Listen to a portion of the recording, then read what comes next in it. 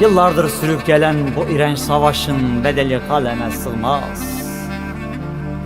Trilyonlarca manevi kayıplar, trilyonlarca maddi zararlar, vurulan binlerce kardeşlerin, ortada kalan yetim bebeleri. Elazığ'da Palu, Bingöl'de Genç, Maraş, Dersim, Sivas ve niceleri. Uyanmak gerek. Büyüklerimiz, esnaf, işçi, emekçimiz, yolda yürüyen vatandaşımız, 5 dakika dur da düşün. Bütün bu kayıplar yatırıma dönüşseydi, Türkiye parmakla gösterilirdi. Yeter, bese, kulak verin bu söz ve sese.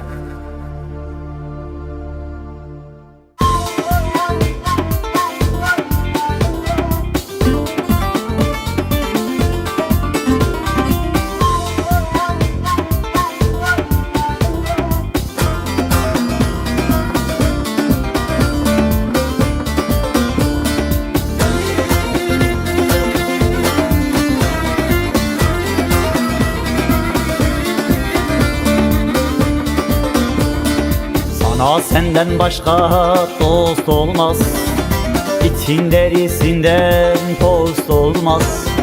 Düşman ipiyle kuya inilmez, düşmanlara güvenip de kardeş vurulmaz. Düşman ipiyle kuya inilmez, düşmanlara güvenip de kardeş vurulmaz.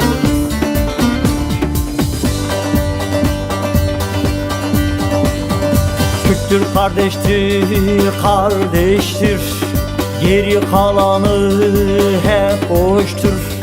Kürttür kardeştir, kardeştir, geri kalanı hep boştur. Bu topraklarda herkes eşit kardeştir. Kandırmayın bizi kardeş, bu ne iştir? Bu topraklarda herkes eşit kardeştir. Kandırmayın bizi kardeş, bu ne iştir?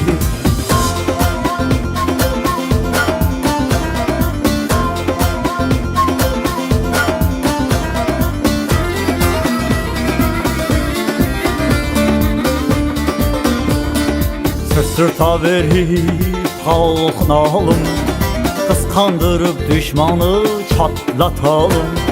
Ana baba kardeşi ağlatmayalım, barış ve kardeşlik bir olalım. Ana baba kardeşi ağlatmayalım, barış ve kardeşlik bir olalım.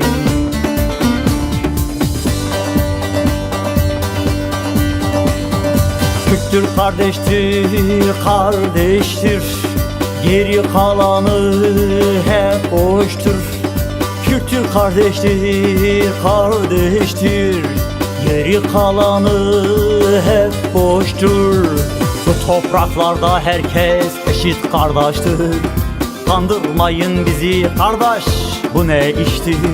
Bu topraklarda herkes eşit kardeştir. Kandırmayın bizi kardeş, bu ne iştir?